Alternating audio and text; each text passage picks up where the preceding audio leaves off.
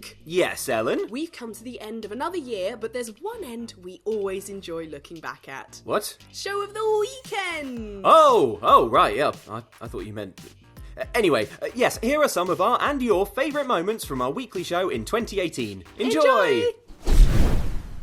Tomb Raider. You've been playing it. Yeah, And Shadow of the Tomb Raider. I've actually finished it. Wow, well done. I finished most of it in the first weekend that it came out. Basically, I wasn't well, so I was like, I've got an excuse to stay indoors for a few days, so I'm going to play this. Yep. Oh no. Oh no. That's what you don't get in a written review. I've written some reviews in my time, and it's very hard to get across what you can get across in a simple face and a noise. There it is. I mean, really, what more do you need to know? There's one merchant, this lady that you meet at the end of a quest. Yeah. I did this quest before I had enough money to buy all of the things off of her. So I bought one thing and I was like, right, I'll come back to her later. One was like a lockpick. And then another thing was the rope caster. She's the only one that has them. And she randomly moves around the map. And it's not marked on the map where she is. Amazing. So I had to go on a forum, try and check Long-suffering all Tomb the Raider different, fans, yeah. all the different locations, and then I eventually found her and I bought all the things that I could off of her. And then killed her. Come see what I have to trade.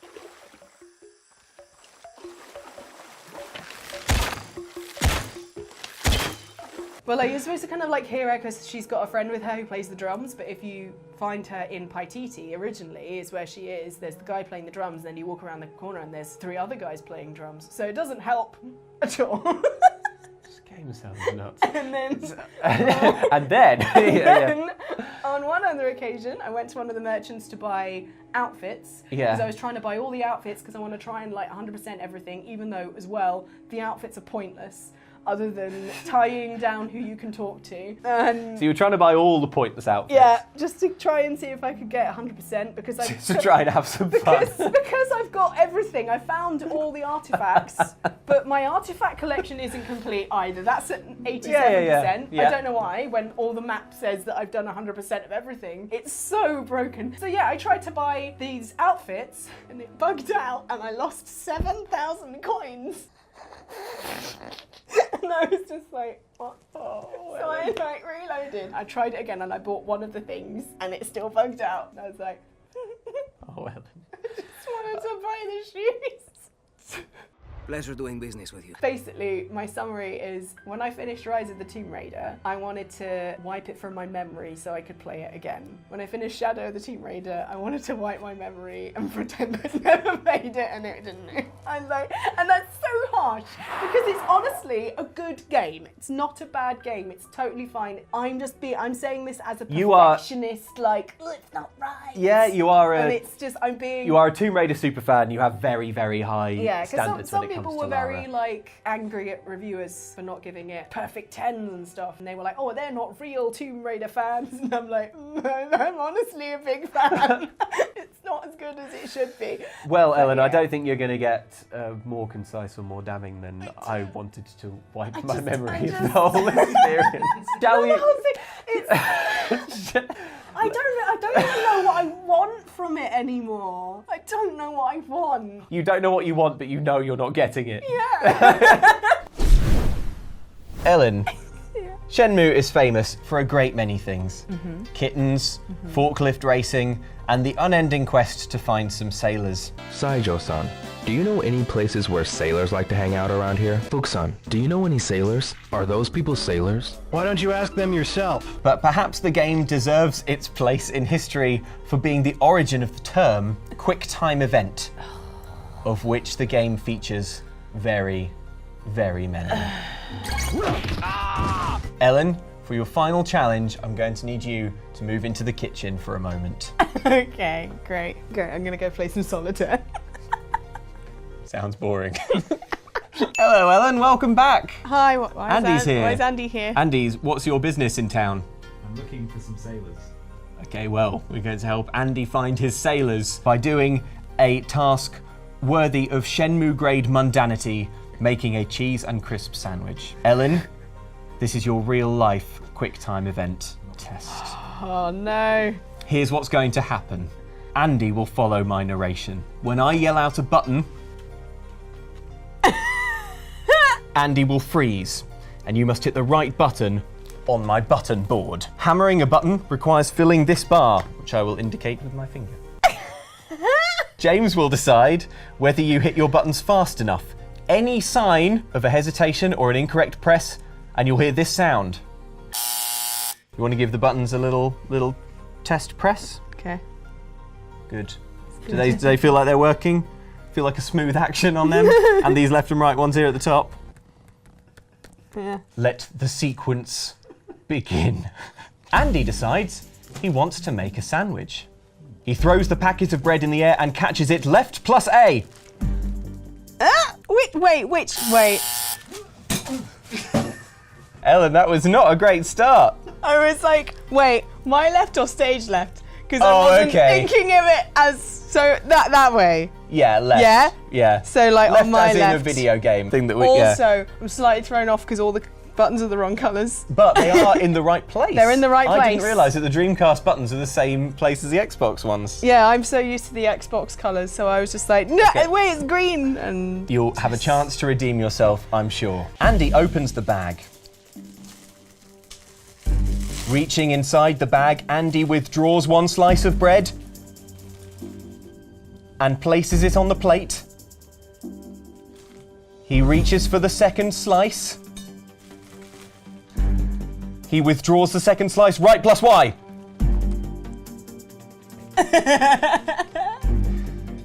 Andy reaches for the butter. He pulls the butter towards him. Then he reaches for the knife. He picks up the knife. Is the knife clean? Andy holds it close to his eye to check. It is clean. He takes the lid off the butter. The lid is removed. He goes to remove the safety foil. A, B, X. He butters a slice of bread. He puts down the knife. He reaches for the cheese. He places a slice of cheese on the bread. Scooter cheese. There it goes. Andy reaches for the crisps. Right plus X. Oh, James wasn't happy. All right, left. Andy holds the top of the crisp packet with two hands. Andy opens the packet a tiny bit. Andy applies just the right amount of force to open the packet all the way. A, A, B. Right plus X. Left plus X. Right plus B. Left plus A. Left plus X. Y, X, Y, A, B, right. I got that! James is wild with power. James is the referee, I'm afraid. He determines whether the pace was up to what he wanted. The speed wasn't catching up with it. You weren't happy with the rhythm. Plus, I wanted to watch Andy's job. Andy places crisps on the sandwich carefully. Andy resists the urge to slam his hand on the sandwich. Y-A-X!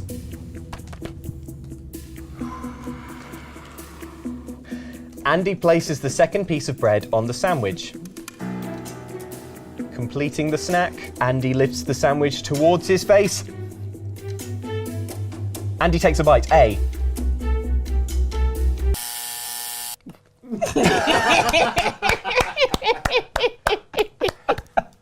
Oh dear. Oh dear. We're at the Tomb Raider stage now where you're just curious. This truly is the perfect simulation of time events. There we go. Andy chews his food a safe number of times. Hammer A.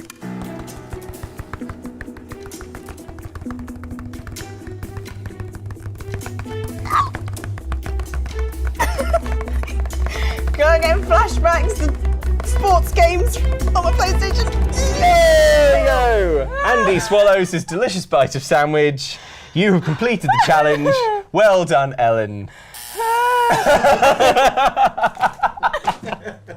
Thank you very much, Andy. I hope you enjoyed your bite of sandwich. You enjoy cleaning up. Ellen, in Overcooked, tempers can run as hot as the ovens, as you know all too well. Someone left this get carrot half Let's get chopped? the thing off the Carrot. stove. Off the stove. Oh, okay. Luke, I'm It's trying off to the get stove. plates. Did you just throw that Yes, stew away? because it's pointless. And we It need was the perfectly plate. good. Just chop loads of stuff Cook. while you're on that side. What I'm doing, Ellen. I'm more talking to Okay. Luke, who was just standing there. FYI, viewers, Ellen is like vibrating with rage right now. Ellen, so that we can play Overcooked without losing our cool, I want us to roleplay a few aggravating scenarios that could make anyone a little annoyed. And to bring this to life for the viewers at home, we've got special Overcooked avatars of you and I drawn by none other than Phil Duncan from Ghost Town Games, makers of Overcooked. Look, Ellen, here's you. And here's me. Well, try and draw on that joy. Ellen, a number of guests are demanding delicious sushi, but Luke seems intent on only chopping more and more tomatoes for salad. How will you address this? Okay, Luke. Yeah. You're doing that I excellent got a tomato, job. chef. Yeah, we're good for tomatoes. Where are the for rest of the moment. tomatoes? We're good for tomatoes. Did you say tomatoes? No, what? I'm on it. What? No, I'm on Luke, it. what I've got is Yes, this chef. other type of tomato called a fish. Ooh. Now, could you chop that up? Yeah, as long as it's a tomato. Yeah, keep chopping that up. There you go. All right. Yeah. Well, Ellen, well resolved. You resolved that situation. I mean, You kept your cool. Ellen, it is a busy day in the kitchen and everyone is feeling the strain. Nobody more than you as you delicately slice up another salmon fillet. Just as you're about to serve the dish, you notice that Luke is spinning in circles on the spot, apparently not doing anything. What do you do? Luke. Yeah, yes, chef. Could you do me an absolute favour? What? And could you? I can't talk now, Ellen. Instead of spinning I can't in talk now. I've got so much to circles- do. That's dirty. That needs cooking. That's about to be on fire. I don't know what to do. What you should do, right? Yeah. Is you should go to those plates that need washing. Okay. And instead but- of running in a okay, circle, you should move your hand in a circle around the plate with a dishcloth. Okay. As you clean it. Okay. Good? Yes, chef. Good. And then once you've done that, you should go over to that pot and stir it. Yeah, In okay. a circular motion once Okay. you've got all those plates clean. Yes, chef. I'll keep moving in circles. Yeah, just circulate around the kitchen Yes, chef. rather than in one spot. Good. Well resolved, Ellen. Thank Well you. done. Ellen, the kitchen is on fire and Luke is blocking your path to the fire extinguisher. He appears to be cleaning dishes, which is not the priority. How will you resolve this? Luke, could you stop that Chef, for a second? these are dirty. They need to be cleaned. They're We're going to not be gonna able to do any a more lot cooking. dirtier in a second if No, they're that getting fire clean. spreads. They're getting clean. I'm cleaning them. You're welcome, by the way. Yeah, no, I don't see what you're doing, by the way, when you're I'm chewing my ear I'm off. trying to get past Ellen, you. some of us are trying get to... Please don't raise your voice, chef. I'm trying to get past you to get to the fire extinguisher. 'Cause Fire extinguisher? There's a fire over there that's You can't happening. eat that. Yeah, no, you can't This is eat a the fire. kitchen. Yeah, I know, and it's on fire right now. And we thank need you. to go. No. You know, sometimes you're a little harsh on me, chef. But to say that I'm on fire right now, I know that my hard work is finally I paying mean, off. you will literally be on fire. How are these circular motions, by the way? Is it hot in here? Yes, because there is a Can you, fire. One of us should open a window. No, I mean, we shouldn't open I'm a working, window. so We maybe it should shouldn't be open you. a window because we shouldn't feed oxygen to the fire. Do you want some more fire? Do you want me to start a fire? No! Could you get the fire extinguisher and put out the fire? Put a fire? What? No, put out the I'm fire. over this fire. Just no. Luke, Yes. Yes, chef. please move. That's all you had to ask. Please. That's all I was waiting to hear. You resolved it, and some of the restaurant was salvageable. Some of the chefs survived. The chefs all lived, but not well. Can I just say you're normally, Luke, you're my best friend, but then I But then I try and The help with the dishes. Luke. Yeah. Wario Where gets the Where in its name from software, Okay. as it's Wario software. Oh, it's like Wario's crazy computer program. Yeah, Yeah, however, the English language is funny sometimes, and we have lots of words that sound alike. We've also often talked of an old classic game, Mario is Missing, a geography exam hidden within a Luigi-fronted Mario game.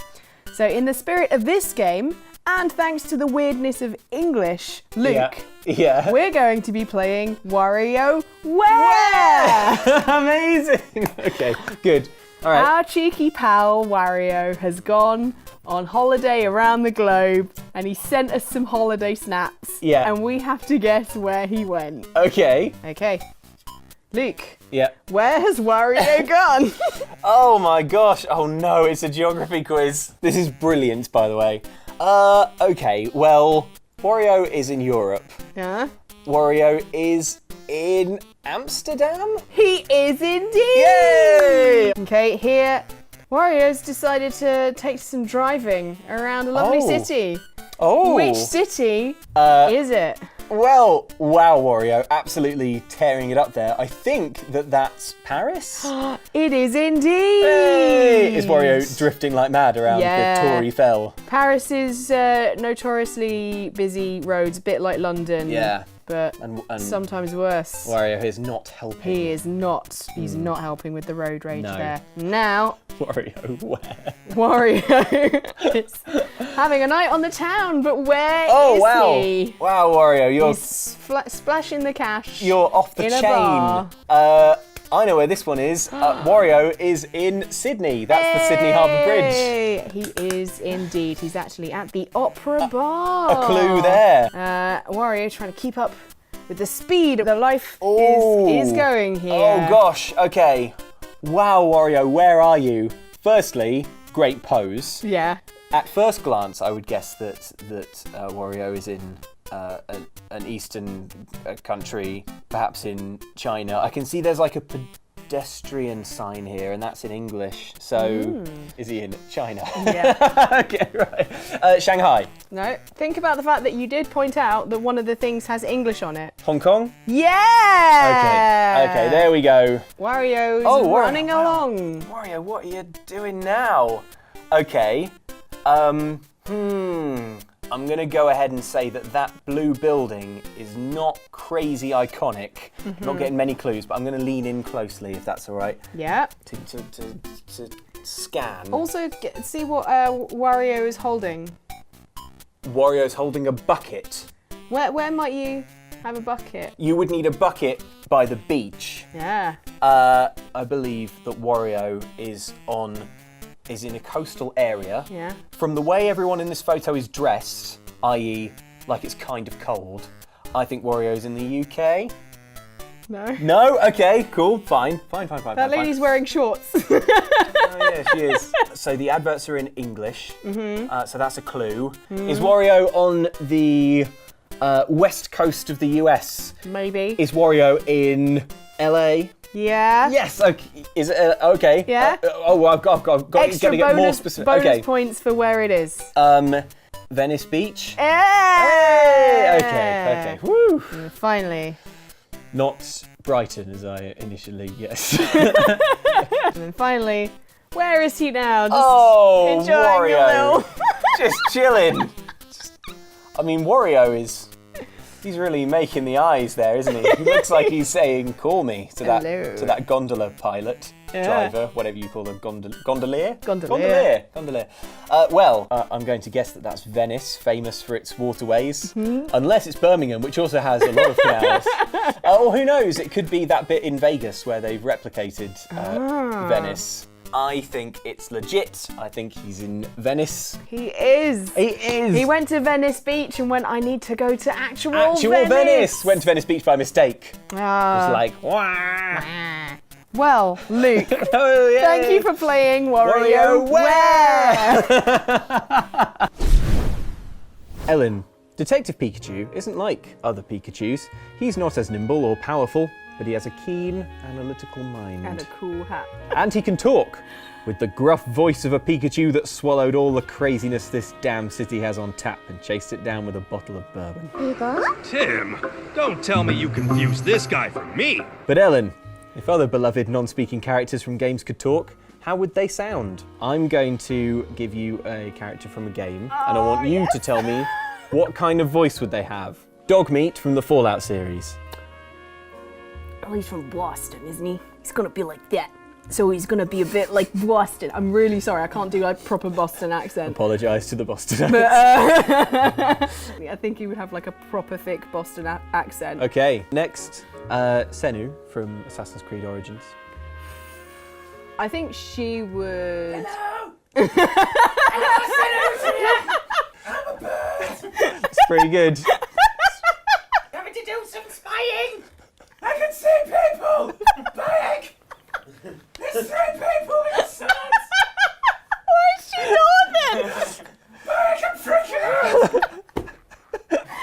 Ellen, I'm afraid you may have missed your chance there. I think Andy and Nike have canonically set Senu's voice. Beat my eyes in the sky. Alright! Okay! I can't see anything! There's some pyramids! Oh my god! Loads of crocodiles! Okay, so that's that sorted out. And finally, Trico from The Last Guardian, Ellen. Hello! I think he'd be a bit more like this. Hello. Oh. Trico, have we got any barrels? I'm gonna jump in the water, sploosh. Well, Ellen, we can test exactly how good your choices are. I want you to read the following lines in the voices you've chosen, and we'll add them into some cutscenes. Great. Oh god, I've got to do a Bostonian accent. Sorry in advance. I mean, you decided that. Just chilling out? Yes, please. Hey, boy. What are you doing out here all by yourself? Just chilling out? You want to come with me, pal? Yes, please. What is that? There we go. No, that's not good. No, there we go. I gotta do my Boston. Just chilling out. Yes, please. There we go, that's better. Yes, please. Sort of. That's better, Better. she baselessly asserts. It's not good. I didn't say it was good. Now, say this in Senu's voice. Hey, Barrack! Grab this rope! Nice one!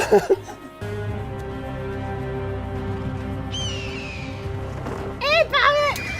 Grab this rope! Nice one! That was good. And then say this in Trico's voice. Hello again. All right, I'm getting up. Oh, what's that you found? Ooh. Hello again. All right, I'm getting up. Oh, what's that you found? Ooh. Okay. So the evidence on screen. Anyone wanting voice acting? Okay, Ellen, well done. Really? Well, I'd like to apologise to anyone with any sort of accent. okay, Ellen, with period accurate armour and clothing, combat, castles, and even music, this is perhaps the closest you can come to really experiencing life in the late Middle Ages. Until now. Ellen, prepare to step inside Luke's medieval survival simulation. Hold this sword. Yay! It is merely a prop. You will not be doing anything so cool in the simulation. Oh wait, isn't there like a medieval hat somewhere? How's that look? I'll tell you what, why don't we just put it here for set dressing. You have 8 lives. That's not realistic. You're gonna need them. You have... Okay, we can do you have 1 life if you want. You awake in the straw bread... You awake in the straw bed of your family's farm home on a cold spring morning.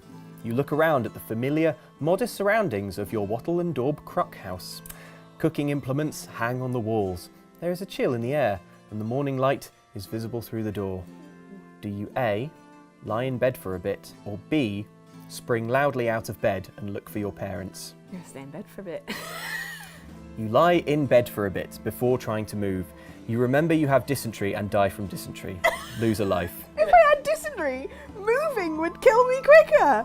All right, you die from moving. Option B. Not realist. Option B.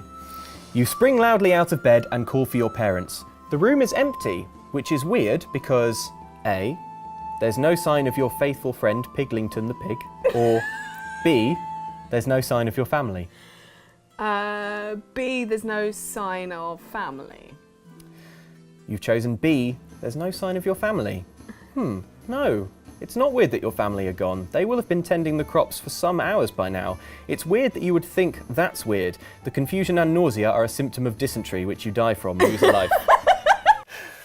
I like how I'm like contracting dysentery and dying within seconds. You're not contracting it. You've already got it. But if I already have it, you're remembering that you have it. choices wouldn't matter. You're remembering you have it. Forgetting Who knows? that you're ill doesn't mean that you're not ill. Who knows? Who knows what would happen in the branching universes? Well, we do. Can you believe this? I've got a little man on my sword, and he's just like, what? He's like, what? Hold it up to the camera. Get that reaction face. What? It is weird that there's no sign of Piglington, because of course at night you bring all the farm animals inside to protect from wolves and thieves, as well you know. Where is Piglington? You rush outside, fearing the worst. You find your mother outside, Piglington at her heels. She looks concerned. Verily, Ellen, she says, the crops do not take in such harsh soil and in this frosty weather, and I fear this harvest will not sustain us through the winter. Moreover, your brother has not yet returned from the church fields, which beeth not like him. Beeth not like? Yeah. This is all well researched and accurate. Do you say, A, worry not, mother, we shall not let a single grain, seed, hoe or penny go to waste. Our family shall make the most of all of it and the best of a hard year. Or B, Mum, that's freaky deaky. What are we going to do? Going for the first one. Going for the first one. If I die, I will be so mad because I do not say freaky deaky. Your mother looks confused. No, Ellen, she says, we can't use all of it because, as you know, a large percentage of our farm's yield is owed to the church and our money to the Lord in rent. It's not like you to forget that. Actually, you don't look well. Your mum is right. You die of a sickness that is neither named nor understood. Lose a life. 3 for 3. It's all right. How many questions are there? You're doing good. Am I? Well, no. In fact, you say, this is freaky deaky, what are we going to do? Your mother nods sagely. Freaky deaky indeed, she murmurs. There's only one thing for it. You must travel far in search of your brother. Go now, for you must reach the next village before the light fails. You hurry back inside and pack for the journey. A small amount of money, a warmer cloak, and that's it. You can carry one more item, a stubby and rusted sword, or an out-of-tune old lute, owned, you're told, by a grandfather who brought it back from a military campaign that he was drafted into. Loot. Saddling your pack, you head for the trail that leads to the village and the church's land. There's just time to A, gaze once more at the farm you call home, B, hug Piglington goodbye. Hug Piglington.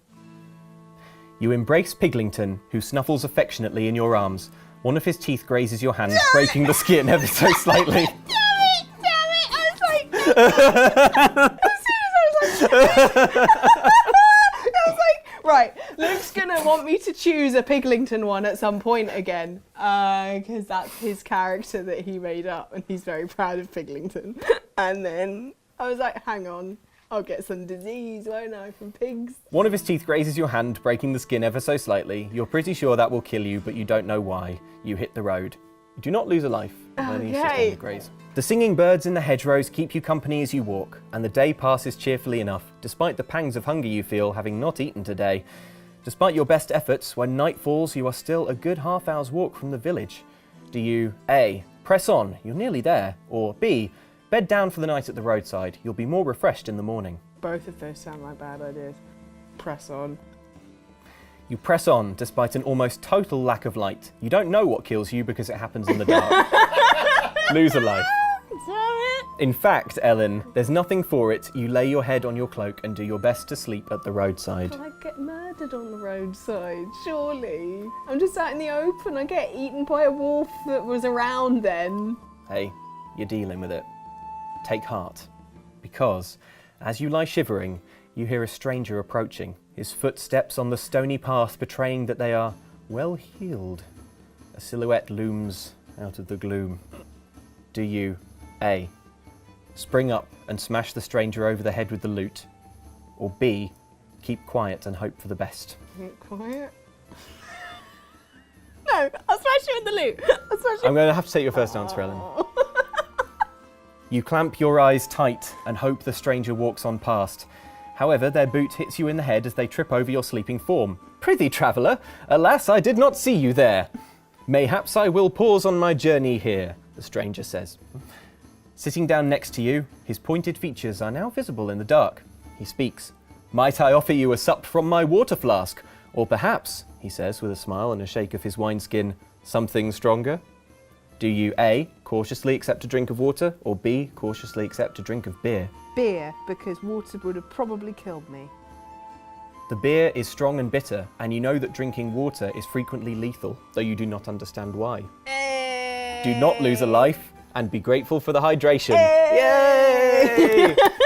Medi-evil life was horrible. The traveller soon falls asleep with an exhausted groan. The next morning, you are awake first, and packing to leave when he comes to. He is shivering. Might I but borrow your cloak for just a minute to warm up, he asks. It will take but a moment, and I will make it worth your while. Do you A, give the stranger the cloak, or B, turn and leave for the village without a word? And the cloak might help later. You offer your cloak, somehow having missed the symptoms of the highly contagious sweating sickness, the scourge of your era. Your exposure to his infection kills you within hours, lose a life. 3 lives remaining. Oh, jeez. You hurry away, having seen enough sweating sickness to recognise the symptoms. You stride towards the village, ignoring the traveller's spluttering coughs from behind you. At last you arrive at the village, but the entryway is empty. Where are the guards? In fact, where is everyone? Beyond the first row of buildings, you faintly hear some kind of crowd. Do you A, run towards the noise, or B, examine a nearby notice board? B, Examine the notice board. It's probably the plague. You look at the board, but of course, like most people of your time, you cannot read. It's weird you would forget that. It is a symptom of the sweating sickness. Lose a life. In fact, you hurry towards the sound, Ellen. I was trying to not get the plague. Aren't we all? I think people in medieval times wanted the plague. As you approach, the crowd roar gets louder, and you hear what sounds like a lute and pipes, and indeed drums. This is far from the harvest festival. What's going on? Rounding the tannery, you witness a scene that takes your breath away. Dozens upon dozens of village folk are dancing in the village square, accompanied by musicians who calloo and collay a rowdy tune. The dancers appear enraptured, swinging each other around, skipping and jigging, sweat pouring off their brows. You recognise men from the group who work the church land, and there's your brother leaping and cavorting with all the rest. A man with robes of learning moves past and, seeing your confusion, offers, "When sickness looms, to caper is the way to balance the humours." He is about to continue, but he's swept up in the tide of dancing. A man with one eye looks at you urgently. "You should dance, ye should," he barks. Do you A, dance, or B, not dance? I'll dance. You join in with the dancers, swept up in the collective dancing mania that killed many in medieval times. You see the bodies of those who have already collapsed in among the cavorters, exhausted from days or even weeks of dancing, but for reasons that historians will never be able to explain, you all keep going. It did happen. What? This is for real. What? I'm not even joking. Dancing mania. It was a thing. Look it up. We'll pop a link in the description if we remember. But if not, just Google Dancing Mania. Wow. It is nuts. Lose a life. This better be the final question. Lose your brother's life. Lose the farm. You've all fallen into the Dancing Mania. I'm sorry, Ellen. I'll let you. You've got 1 life left, so I'll let you choose the other option. Okay. Are you going to dance? No. You back away from the dancers. Darting in, you forcibly drag your brother out of the crowd and back to the farm, where you are crowned Queen of England. You win! Oh, if only I knew it was that easy. Yeah, there you go. Oi, bruv, come home. Come home. There's it. It's real nice. I'm being very careful. It's weighty. Is it? Yeah. Jesus. I'm giving you this to hold. Let's put this away. Get rid of that. Oh, that was really fun. You chose all the things I wanted you to do. So Luke, as you discussed in your little chat about Far Cry 5, Your little chat. about Far Cry 5, Yeah. you can have animal companions. Yeah, Fangs for hire. Now, the one that is featured most heavily in marketing is Boomer, adorable doggo, who's absolutely adorable. He can go after guys and he can also fetch guns for you. So if you're low on ammo, he's like, ah.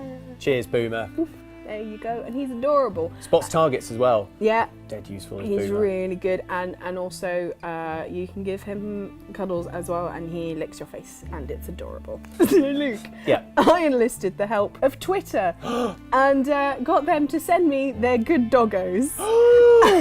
So we're gonna look at some good doggos. Yeah. And decide whether or not you would have them on Take your them to adventure. war. All right. Thank you guys for volunteering your dogs for my violent war Well, against Eden's Gate. Didn't explicitly say that they would genuinely be taken I think from it's. you. I think it's implied. So do be prepared for us to turn up at your doorstep. Show me with your these dog. dogs. So first up, Euro Hybrid sent. Here's my puppy Oscar. Oscar! Look at his little face. Gosh. Would you take Oscar with you? I would absolutely. On your adventure? I would. No harm could befall Oscar, so I would take Oscar into Far Cry, but like in my backpack. And when things are about to get a little bit hairy, I'd put the backpack safely somewhere and be like, Oscar, you chill out here while I go raid. Yeah, so cute. Okay, next up we have. Oh, Varian has sent Freya. Freya. She requests tummy rubs. Oh, wow! Look at that fluff. That's unbelievable. So much fluff. Would you have her accompany you? Would Freya join my war? Yeah, Freya looks like a good soldier. Yeah, absolutely, Freya. Welcome along. She's lovely. Welcome to the gang. We've also got a dream team of Holly and Phoebe. Oh man! Sent to us from Damo. Look at the fluff. Oh, James, you should look at them. got the giggle. Oh, they'd be an adorable tag team. Yeah, little tag team. Can I see what you asked people to? It just said send me pictures of dogs. It's for a video. Bam sends us Eddie. He's a 5-year-old Springer Spaniel. Oh, look at that nose. So sweet. Yeah. Hello, Eddie. So cute. These are all in. They're all in. Javivi sends, this is Wolf. He's not the best of dogs, but he does his best. Oh, I believe it, Wolf. Oh, beautiful dog. Lovely doggo. Oh, Wolf. And Bailey. There's Bailey, who's smiling from Robo. Bailey, you're on the team. He would charm the enemies, I think. Oh, yeah. Send Bailey in to, like, charm the guards. Is there any criteria where a dog won't giggle? Well, I'll know it if I see it, but... I've just got an image of you with, like, one of those leads. Yeah. It'll be me running through the woods with one of those, like, waist belt things. Or like, no, like, hey, look, if they're going to be like a war in the wilderness, they don't want to be on leashes or something. They want to be like running with me. You can run with us, and they're like, also like jumping over logs or like standing on top of a rock with a silhouette, like, yeah, into the jungle. I like the idea that theme tune follows you, and there's some guys at a base just like, hang on. Is that the music from the end of the 90s cartoon, The Raccoons? It might be older than the 90s. Doing work sends my girl Nina. Oh, hello Nina. She's adorable. Oh man, beautiful. She's like chilling on the couch. Oh, I think she'd make a good chilled lookout. Yeah, oh yeah. Frank and Jelly Beans sends, Poppy. this is Poppy. Hey, she is Poppy. a tiny dog, but very good at guarding and balks. Oh, so I think she'd be a good alarm dog for I one love of the those bases. ears. That's adorable. K-Tess sends Ludo is a good Ludo. boy. Oh, Ludo, man. best name as well. Also, Ludo, very smartly dressed dog. Ludo's in charge of the armory. Well, he'll bark, like, but it will be as if to say, and what weapon will Sir be selecting today? Like your Alfred. Yeah. Christian sends, this is Frodo. Yes, he's named after Frodo from Lord of the Rings. And he's wearing a little graduation cap. Oh, okay. So Frodo, clearly very intelligent, very smart. So I think he'll be like on your intelligence, gathering intelligence for you. Yeah, Frodo, you're in the gang. Totally in. This is Alfie. He's the best boy. What a beautiful picture. I just love that face. Yeah. That is beautiful. That is so sweet. So good. Kill everyone with with cuteness. Yeah. Alfie, look at those eyes. They're beautiful. Alfie seems to be saying, "Yes, Luke, I will fight for your cause. I believe I have one more battle left in me." Then we've got Gonzo. Gonzo! Oh, is the Gonzo. best boy. So sweet. Wow, look at those Name teeth as well. Yeah. Gonzo, you're in. You're so in. Then we've got John! Hey, John! I think he's a big old softie, this Oh, one. yeah, I think so. Like, he's the Yeah. one that's intimidating for your enemies, but Yeah. actually you just leave him there and he's Yeah. just chills. John John's the one who runs up to the cultists and they're like, "Ah!" and drop their rifle run. and run. And then he's like, looking for those tummy scritches. And then some people didn't get the message right, or like some people tried to become part of your team, Luke. Okay. My friend Hannah sent her cat Libby saying, "Am I good doggo?" Well, not a good doggo, but you can still be in the squad. Also, good cat Humphrey is sent from James. Humphrey! He's going, Ready to thumb his nose at the Father Joseph Seed and his Eden's Gate project. I And love then finally, I'm not sure whether this one is actually a dog. I think it's just a rug. Chuck sends their pupper. Oh, what a beautiful pupper. Oh man, I tell you what, infiltration, go in as a, Camouflage. Oh, got a nice new rug. Father Lovely. Joseph, the rug you ordered. I didn't order any rug. Fine. And now to just disarm myself and go to sleep nearby. And then, yes.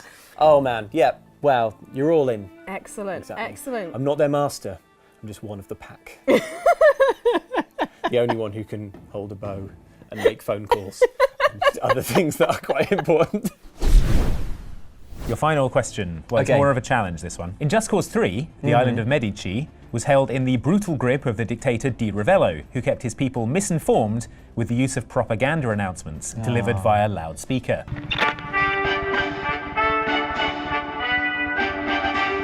Hello there, Patriots. Wanted to give you the breaking news that the base of Porta La Gratia has been demolished. Well, carry on.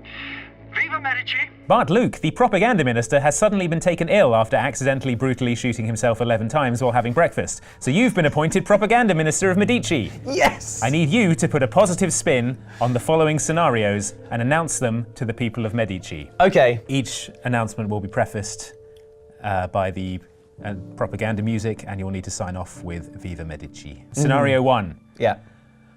Oh my God, propaganda minister, Rico Rodriguez. You know Rico Rodriguez, the rebel leader with the wingsuit and the tethers. He's so dreamy. Yeah, oh, well, no, he's not. You need to tell people he's not. But I'm not going to say that in the propaganda. Well, he's just, he pulled... He is though, isn't he? Yes, he is. But he pulled down What do you like best about him? It's probably his square jaw and manly stubble. Yeah, same. That's good.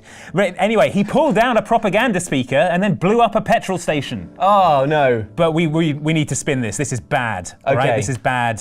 Okay, right, get on the mic. Get on the mic. Grab Let the me mic. get on the tannoy. Okay. All right. So he pulled down a propaganda speaker and he blew up a petrol station. All right. People of Medici, I have some bad news today. Normally, me, your propaganda minister, news broadcaster, enjoys the General News Network chief enjoys bringing you all of the good news that we tend to get on this beautiful island paradise. But friends, today, the criminal, Rico, I won't say his last name, has taken his lantern jaw and designer stubble, and he has taken from me and from you and from this island one of our precious speakers that is going to be very expensive to replace. Then he went to a petrol station. You know petrol stations. It's where you go peacefully to get the kind of fuel that you need to go to your job, to feed your family and get money. You know, it's kind of like the lifeblood of the modern world, and there's only so much of it, and it's a very precious resource, and we shouldn't be like flinging it around or burning it willy-nilly. Oh, no, not for Rico. No. He set it on fire. He blew it up. And it's all gone. All that petrol's gone. So he hates the environment, and he hates you. Anyway, I've got to go. Viva Medici. That That should give them something to think about. Yep, that's good. They won't be thinking that was good. Scenario number 2. Yeah. Oh my God, propaganda minister. You'll never believe what's just happened. Oh, what now? Rico wingsuited through a tunnel and it was really cool. And a lot of people saw him do it. And he did a spin and then he flew off at the end and everyone was like, whoa, that guy's cool. Oh man, okay. Okay, you ready to hit go on the mic? Okay, yeah. All right. I'm ready to go. People of Medici, you know what's not cool? Messing around in the sky. There's a reason that humans live on Earth, and it's because the sky is full of birds and wind. Would you want your children hanging out in an area exclusively populated by birds, many of which have sharp talons? I don't think so. But I guess that's not something that troubles the parents of Rico Rodriguez. Some parents really made me sick. You know what he's been doing? Flying around. Went through a tunnel. Showed his true colours there. Clearly scared of the open sky, can't hack it. Had to be some way enclosed. Children, hug your parents close tonight and hope that they raise you to not be the kind of people who think that they're better than those who walk on the earth. Signing off, Viva Medici.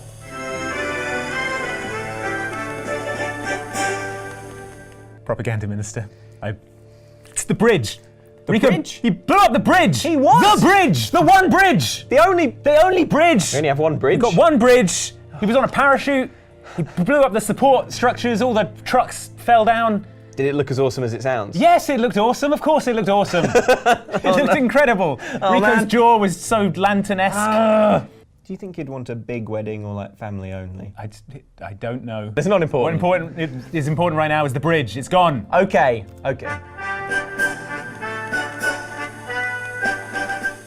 Great news, people of Medici! We have finally rid ourselves of the bridge that was plaguing our island. Rico Rodriguez was on scene, of course, trying to save it. Well, Rico, you know what? You can't mess with the island of Medici and our military might. So when we want a bridge gone, it's gone. This is good news because now everyone gets to get a piece of bridge rubble that's for free. And we are going to find a new, better way onto the island that is better than some stinky bridge that we never wanted in the first place. Viva Medici. Here is your last propaganda scenario. Okay. All right, propaganda minister. This is a slightly hard one to explain. But you know the big statue of Di Ravello in the town square? Rico tethered the statue's hand to its face, and then he retracted the tether, causing the statue to face palm its own head off. And the head came off? And the head came off, the entire statue collapsed. It was quite public, so we're going to need you to put a positive spin on this whole situation, which I believe you can do. So, good luck.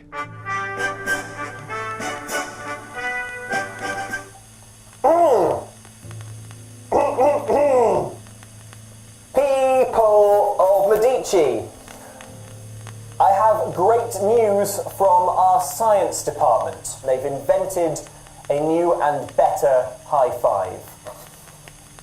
Whereas other bad islands satisfy themselves with slapping another person's hand, which is unhygienic, and that's something we've known for a long time, and it's something we've long been trying to improve. This weekend, we had a breakthrough. We had a breakthrough, and we gave a very public trial. Our great leader, his name is Di Ravello. Di Ravello was very keen, as he always is, to be the first to try out the latest in what's the island called again? Medici technology. So he asked us to have his big statue do one of these new high fives. I think you'll find it's a lot cleaner, it's a lot louder, it's a lot more satisfying than a traditional high five. And from now on, it's how we're all going to be saying hello and goodbye to each other. It's how we say yes, it's how we say no, it's how we express thanks, it's how we say good morning, it's how we say good night, it's how we say I love you. So that's a new edict, so get on board with it. Happy new high-fiving. Viva Medici.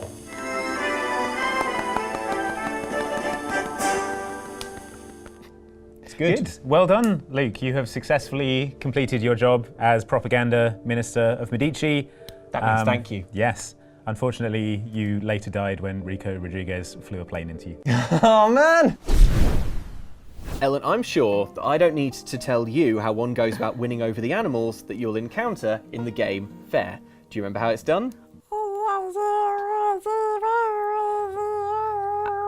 And if you're unfamiliar with the game... You sing at You the sing. end. You sing. And it sounds like... Exactly. Yes, Ellen, to harmonise with nature, you must sing along with the animals. But Ellen, how good are you at communing with nature? Mm-hmm. Let's see how you fare at winning over some of the woodland creatures here in the studio. Your task, just like in the game, is to sing along, matching their note. Right. So we're going to do a little practice first. Right. Okay, so you're going to hear the note. Okay. You have to match along with it. Right. Okay, you ready?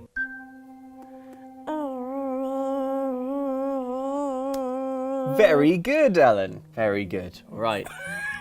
And now, are we ready to meet our first creature? Who's the... Oh! Who's this? It's Dogmeat, the dog. He's got his little goggles. Go on, sorry, mate. There we go.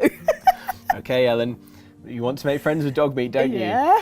Okay, well, Dogmeat is about to sing. Yeah. And you must match Dogmeat's tune. Okay, You ready? yeah. Here we go.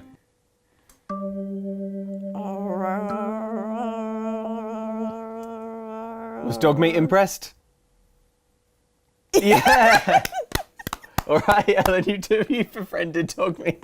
Well done. But not all animals will be so easily won over. Who's next, I wonder? Oh! Look who it is! It's our little Vancouver moose. It's our Vancouver moose. What did we name him at the end? Oh, I can't remember now. Okay, Ellen, but can you win over this moose? Yeah. The moose is Right. about to start singing.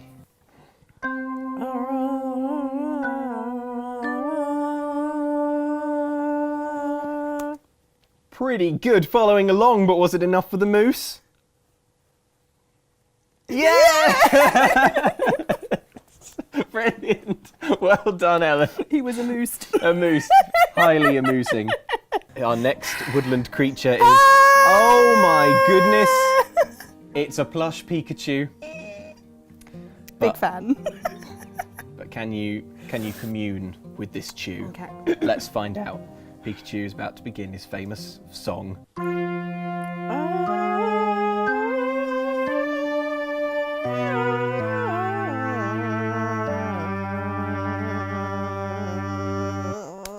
Are we impressed, Pikachu? Yeah! I was worried for a second there. And finally, the hardest of all God, the that woodland wasn't- creatures to impress. It's Doom Guy. One of the rarest glimpsed forest creatures. Okay, Ellen, this is your final challenge. Can you follow along Okay. with Doom Guy's song?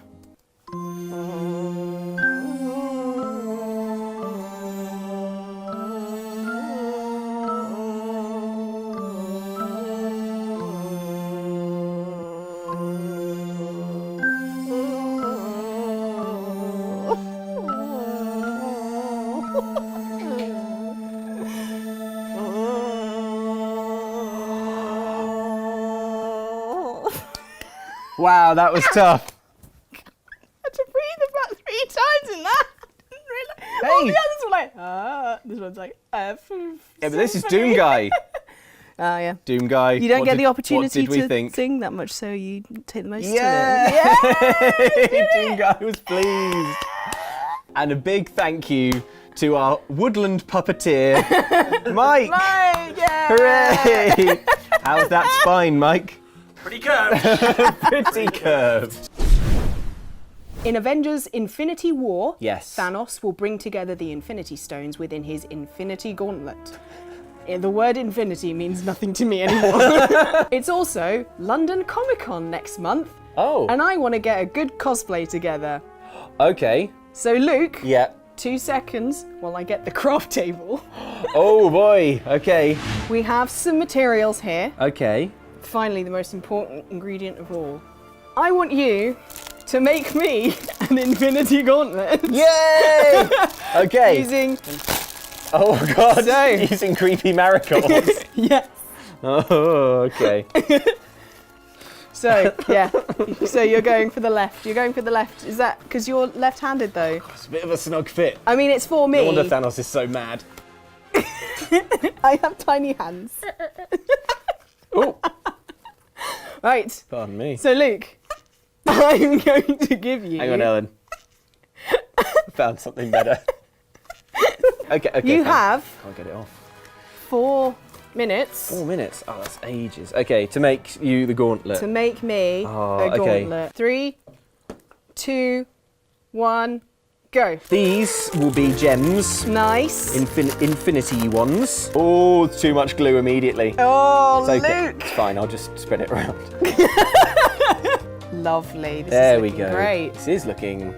Oh, no, I'm giving you... Already. Also, you're going to be marked on how accurate it is to the one in really? the film. Okay. There you go. Okay. There's probably some cool banding around it. But, yeah, oh no. Looking great. It is, isn't it? I'm very happy. Glitter pens, yeah. Just do some ornamentation down the knuckles. It's a bit globby. Oh dear. Already this looks like something the clown that kills you would wear. Just glue. Just fine. Oh no. If you want to finish early and just save yourself. Finish early? You kidding? And deny people the grim conclusion. Quick, how are we doing? Time? 10, 9, 8, 7, 6, 5, 4, 3, 2, God. 1. Time's up. Time's up. I'm not proud of myself. How about if I try and put it on? Why don't we show it to the camera first, because I think it'll fall apart when you try and put it on. Yeah. Yeah, there we go. It's lovely. Watch out for the alien who rocks up to your universe wearing this. And now I place upon my hand. Put it on the right hand. Which hand is it? This one? Yeah. The power begins to... Oh, no. Put it on. They're not coming. And then They're not going back on, Ellen. The power begins to surge through me. It's making me so unhappy. Looks like a really upset squid as it goes on. I feel like I'm killing a squid. The problem is That's fine. That's on enough, isn't it? Put the gems back Put on. the gems back on. It's nothing without the infinity gems. So on the actual gauntlet, he has some gems on each knuckle of his fingers. Yeah. One on his thumb, and then the largest one goes on there. I completely ignored the thumb. Googly eyes. Well, Luke, I don't think the Disney props and CGI department, art departments, any department at Disney has anything to worry about when it comes to competition from you, at least. Listen up, Iron Man. I'm coming to your world, and I will crush you and your friends, the Avengers. Before we move on, one thing I have to say as well is you've got your partner Pokemon. You've got the ability to have them come up big on your screen and make a fuss of them and give them scritches and stuff. Aww. And the first time I saw it, it was so cute that I nearly cried.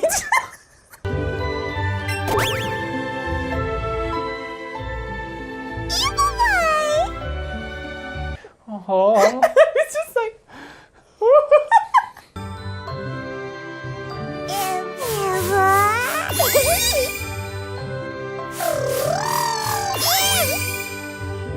It had been quite a morning or something. Maybe. It's just like, I just want to play some nice Pokemon. Oh, I'm going to have a look, see what they could do. I'm here, Ellen. Scritch my face. And be well. It's just like, and I'm like, You don't know what this means to me. Is that you and Paddington? Oh man, don't even.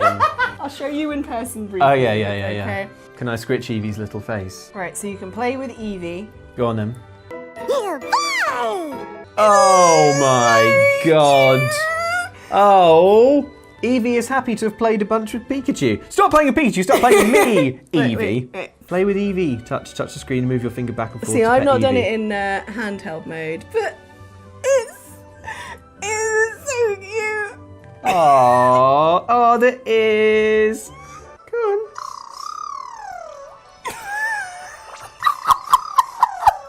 Does somebody like having a little nose poke and a little paws? It's funny because I'm sitting here knowing that those noises are all done by just some voice actor in Japan in a voice booth. I just sat in a sound booth going, and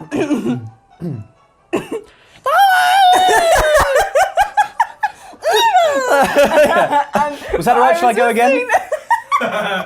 Less of a gap between the and the I was just watching that on my screen being like The final round, Luke, is worth more points than all the other rounds combined. More points than I can possibly imagine. Than you could imagine. Yeah, cool. And it is, Luke, a choose your own adventure story. Yes! Starring Sonic the Hedgehog. Woo! Amazing! Oh my god.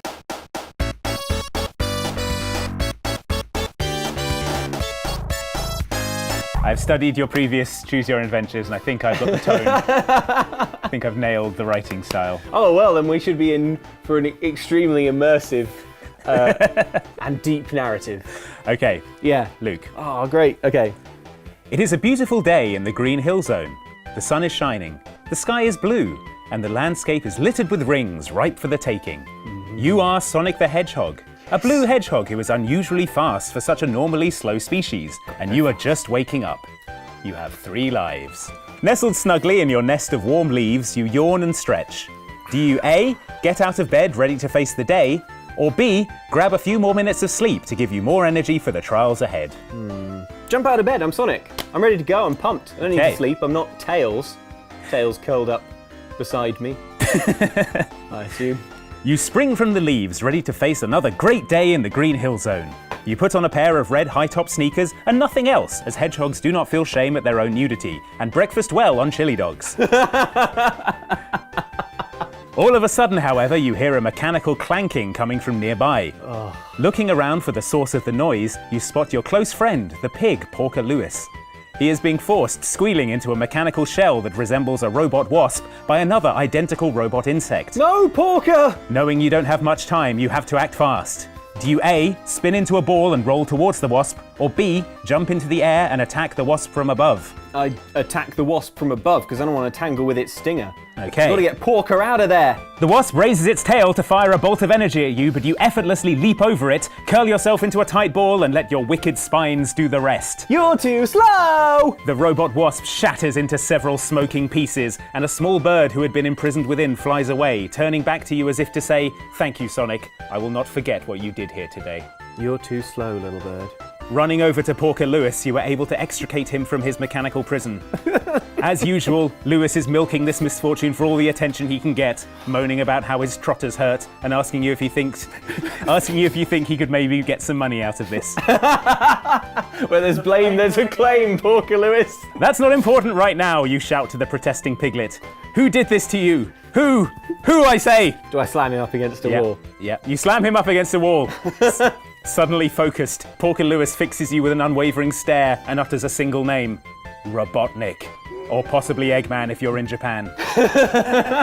Your mind reels.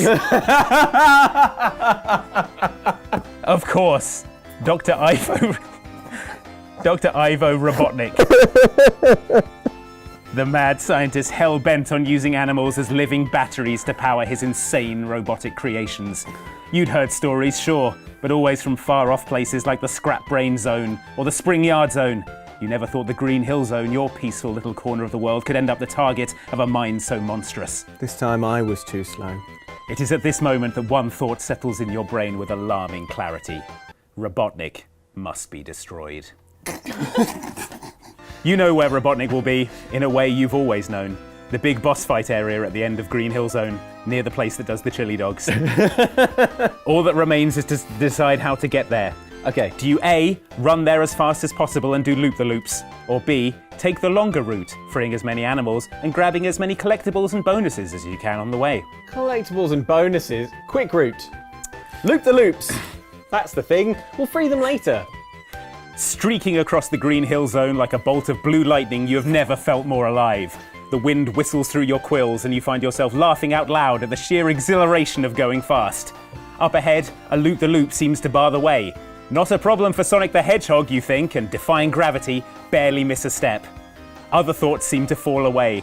Porker Lewis, Dr. Robotnik, they all fade into insignificance compared to the white-hot electric high that is speed. Speed is your god now, and you live only in service of the incredible rush that is going faster and faster and faster. You have become addicted to speed and run until your body is exhausted. Lose one life. Oh no. Sonic went too fast. Gathering your wits, you arrive at the Green Hill Zone's boss fight area to find Dr. Robotnik himself. Completely bald and with a preposterous moustache, he strikes a ridiculous figure as he works on a small personal aircraft with a wrench.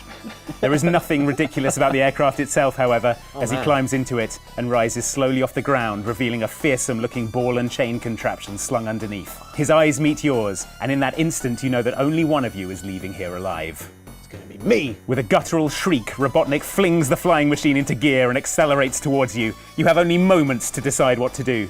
Do you A, hit him 3 times, B, hit him 5 times, or C, hit him 8 times?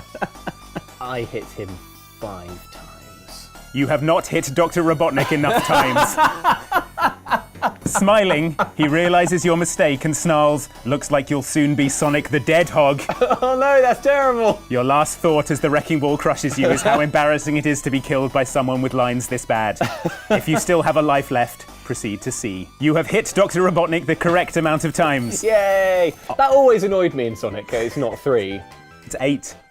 8? 8. Was it really 8? 8 hits. Who has the time? On the final hit, a series of small explosions rock his vehicle and flames consume the cockpit. Who ordered the boiled egg, you think to yourself, before remembering you're not in Japan and therefore this doesn't work.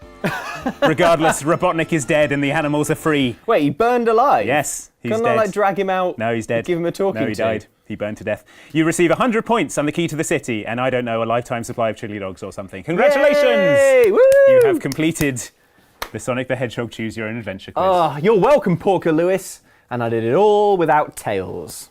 Lousy mooching tails. For a minute I experienced the visceral thrill of being Sonic the Hedgehog. And now I have to go back to my regular body. Yeah, Slow. let's go back to regular life. Slow, gangly, not radical or tubular. Unable to run up a loop-the-loop. Just have to carry on as best we can, I suppose. Along your journey, Yeah. you are accompanied by Kratos' son, Atreus. He's handy with a bow, and even if he does get dragged off by monsters sometimes, he looks like a pretty good companion. Capable, Good sorts capable himself kid to have out. by your side. Yeah. But we all know the real new companion is Kratos' glorious beard. Yeah, it Luke. looks real good. I have added Kratos' beard to various famous game characters. Yay! And you must deduce who they are. Who they are. It'll be really difficult. I must peer through the beard. Okay. Because I've done an amazing job with Photoshop. Okay. I'm ready. I'm so ready. All right, Yeah. so first up, Yeah. who is this adventurer? No idea. It's impossible to tell. See, all I'm seeing at first is the beard. However, if I apply my keen detective's eye to those cheekbones and that furrowed brow, Ooh. that looks like Uncharted's Nathan Drake, but running a trendy coffee shop. Yeah. Oh, yeah, true. Yeah. Whoa. Was I right? Let's see if you're right. Yes, you are! I'll tell you what, just flip back between those a bit. Yeah. Susan, doesn't it? Man, it does. I'll tell you what, it makes his like designer stubble look a little bit... Pants. Yeah.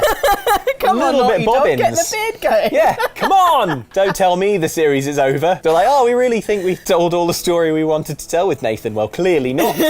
How did he come to be running the coffee shop? Okay, that was great. Next up, Yeah. another adventurer. Okay. Here we go. That also looks pretty good. Yeah, it does. Can I just say my favourite thing about this is how the shape of the mouth has given her a real like, I'm rating a 2. I've got a beard. Again, this is the origin story that we need.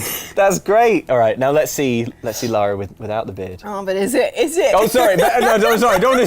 Sorry, that was me just assuming I got it right. Who is it really? Let's go. Yeah, it's like, oh yeah. It's Lara. Again, it's weird how fast the beard looks natural, and then you look at it without the beard, and it's like, where's the beard? Where's the beard? It's missing a beard. I once came home, my dad shaved his beard, and I was like, you're not the same person. You're not my dad. Was it definitely your dad, though? Of course, turned out it wasn't actually.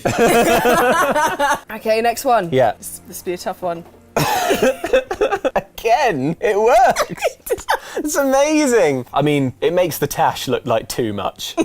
It's like, what's the tash doing there as well? But yeah, man, that's good. I think it's Mr. Mario. Mr. Mario. Of the Mario games. It is. It's Mario. There he is. Mario. It is Mario. Flip back and forth just so I can see, like, yeah, see, immediately that makes his moustache look weird in the no beard photo. Yeah. It's like, get rid of it all, Mario. Okay. Next one. Okay. Now, well, this is actually tricky, isn't it? You're pushing my Metal Gear knowledge here because, as far as I understand, there are a bunch of different snakes. Mm-hmm. Solid Snake is the main one, but also there are other ones like the big boss. Solidus Snake, is that one? Well, if you're talking about the... Oh, God. Let me see. Oh, yeah. Which one is it? That's classic. Is that classic? That's Solid Snake. It's Solid Snake. It's Solid Snake from Metal Gear. Well, let's see. Still not sure. And he still has a beard. Oh, yeah. All right, next one. Okay, this is the first one where I've been like, no, I'm not loving that. That's not my Link. Also, what does Link think he's doing here, having that beard and those weird ear bits? Does the beard not reinforce your theory, though, Luke? Link turning into the rugged Doom guy. You can be rugged without a beard, James. I can't think of any examples now, but you can. So John McClane Die Hard. Where's his beard? Admittedly, he's got like a real lantern jaw and some kick-ass stubble, but that you could light a match off. Just wondering if it did perhaps. Well, Doom Guy is grizzled and he's stubbly, right? Like whenever we get a little glimpse of what he looks like, but he's not got a full beard as far as I can remember. So that's why I have to rule this non-canon, unfortunately. But I think it's Link from Zelda Breath of the Wild, but I'm saying a no to this beard. Okay, let's Am I see right? if you're right. No! No! Doom Guy! Oh my god! I was wrong! Well, that's with the helmet on. So it's hard to... Oh man, I got Ellen so bad. Ellen did my own theory. Can we just... James, you tried to tell them, I'm so sorry. Can you flip backwards quickly through both of them? The exact same stance, almost. So bloody right. There he is without. Oh, there we go. Yeah, there it is without. Yeah. Finally, bonus question. Yeah. Who are these guys? Whoa! He looks the same. Let me see. I look like I run a hardware shop and I'm disapproving of the drill bit you just bought. Mike, you with the God of War beard is quite the thing. I need to have a look at this because I've never seen myself with facial. Yeah, well. Oh, good God. Why does it attach to my eyebrow? Well, Mike, you're not facing forwards, because and I'm not that good at Photoshop. Because you've shaved it badly, Mike. Obviously, you've accidentally you slipped with the razor and Let's shaved focus it. on me rather than on Ellen. Yeah. Speaking of Ellen, I'd say that it's Ellen that it suits weirdly the most. Yeah. I do look a bit like a BG. Yeah, you do. Yes. It kind of suits you. Still love. Is it weird that I think this beard suits you more than it suits me? No, that's not weird. Because Andy already has a beard, but this beard goes on wonky. Andy's looking at you very carefully. I've made it look like Mike and Andy both have DreamWorks side smiles. Yeah. You know, more and more I'm warming to this whole look for myself. Yeah. Goes with the quiff, doesn't it? Yeah. You would be the hit of Hoxton. That. Okay, right. Well, I think they are the hosts of channels outside Xbox and outside Xtra. Well, let's have Am a I look. right? Yes, you are! Oh my god. No, now the beard is canon. Now every time I do a video, everyone's going to be like, Luke shaved his beard. You know what? That is accidentally going to enter circulation amongst our official artwork. They'll accidentally use that as the EGX Res banner. I can guarantee they'll be like, they're coming to EGX. We're like, is that one going to be there? Because I might try and sell my ticket. There we go. Oh man, my face looks so weird and pointy and bald now. Look like a little goblin. Put my beard back on. That's better. Oh, Ellen, that was great. Well, I think we've learnt a lot about God of War. Yeah. We've comprehensively covered it. Oh, man. Yeah. Okay. Some good photoshopping. Wow. It was some photoshopping. It was some photoshopping. For your final question, Yeah. I'm going to need you to retire to the kitchen. Alright. Alright, in there, close the door. Alright.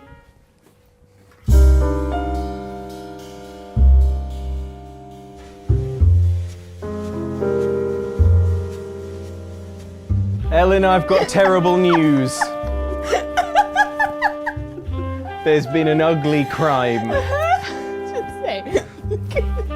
This is a small, apparently. Detective Pikachu has tasked you with solving it. Start searching for clues. Right, well. Detective first Pikachu off- is here. Hello. This is Medical Officer Poplio. Oh, he's a medical officer. I think it has something to do with, actually I won't touch it because we need to know where it is. We've got someone to take a picture. Hang on, I know what to do. Detective Pikachu is impressed. Was just gonna take a photo so we know exactly where it was at the crime scene. Something here. Why don't we see what Medical Officer Poplio makes of it? What do you think, Poppy? I'll get this to the lab. Okay. Oh, let's have a look. Is there anything behind here? No, but there are. It's upstairs. Andy, do you wanna wake up? Medical Officer Poplio is back with the toxicology reports. Okay. It's actually a report in here. Oh my god. Okay, so we've got a file here, right? Afferent, case number 012345. It's the first case we've had. Toxicology, analysis, juice. Unusually high nutmeg concentration found. Tampering highly likely. Oh, someone's been making cocktails, but A cocktail of death. who? There's one major clue you've not yet examined. The victim himself. I poked him. Hang on, has he got something in his hand? No. Just gonna... Hang on, what's this? Scratch remover. Curious. Remove scratches and adds colour. Let's get that to the lab. This is so weirdly specific. What did you do at work today, Ellen? Well, I don't know. Hang on. Meet me to discuss cover up, come alone, burn this message. Jay. I'm not sure, but I think Ms. Douglas. Okay, I see a report coming, Poplio. We found a mobile phone on him. Oh my god. Okay, recent calls, blocked number, recent text sent, 3 minutes past midnight. You have to let me take her out. What was happening here? So they were meeting, he was meeting this mysterious Jay, and then he sent to someone else, you have to let me take her out. And then now he's got nutmeg. You've gathered all the evidence. Because Pikachu's department is low on resources, we only have the time and money to arrest one person. Okay. So you'd better make it count. I'm gonna arrest Jane. She said to meet to discuss a cover-up. Okay, and says to come alone and burn this message. He sent things saying that you have to let me take her out. You've made your accusation. It's time to find out if you made it true. Let's bring Andy round with some smelling salts. He stirs. Medical Officer Poplio. Hello, you're a witness to a terrible crime. All I remember was drinking the juice box. And overwhelmingly nothing was in it. Why'd you drink the whole thing? His name was Fist. Do you remember who attacked you? What? It was you. Mike. Mike, Curveball. get in here. All right. You know what? This all makes sense. See, you, in your hands right now, have what is the cover-up. Yeah. Why? Tell me why. Well, because my car had a scratch on it. Exactly. Got And I know scratched. exactly who it was. Who was it? It was Andy. It was Andy. Why do you know it was Andy? What was it? Because he wouldn't stop bothering me about taking my car out. And I said, no, it's my car. My beautiful car. Hence the taking her out, because her is Yes. cars are she's. For some reason, he refers to my car as her. Yeah. I call it it. I think it's weird. So you nutmegged him. Yes. You're gonna get turned into one of those weird ghost Pokemon. I knew I should have committed this crime in international waters. Or not on camera. Or not at all. Crime doesn't pay. Pikachu, I think you should take him away.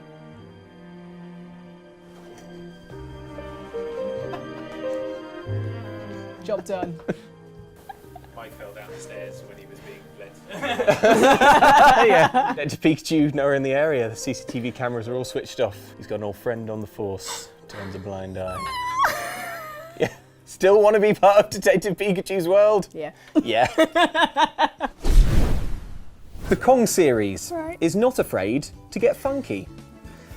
Consider bongo-banging rhythm action game Donkey Konga, or Donkey Kong 64's DK Rap, which introduces each character with a funky, simplistic rap. Do you know who wrote that? Grant Kirkhope. Yeah. Do you know what else he wrote?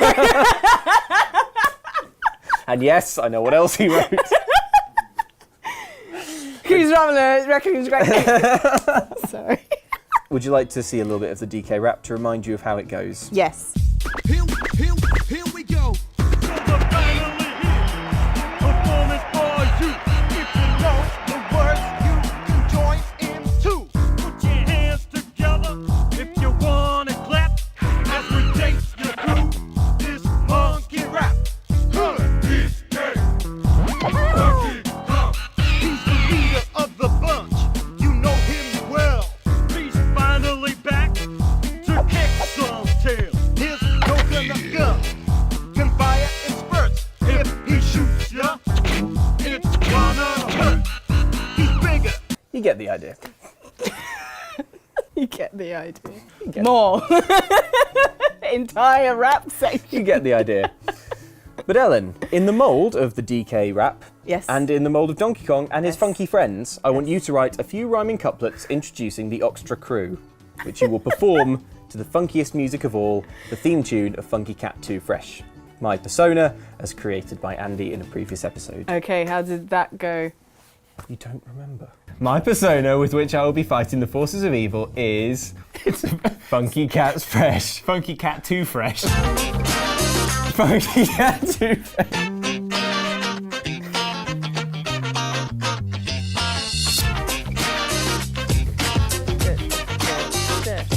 You've got the beat.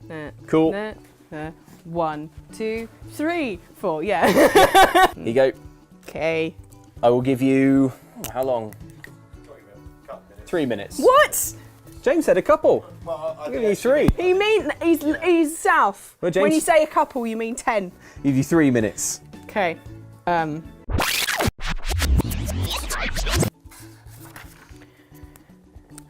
Right. My magnum Okay. opus. Wow. Okay, so you ready? You're Right. going to come in on my mark, okay? Okay. I'll cue you in.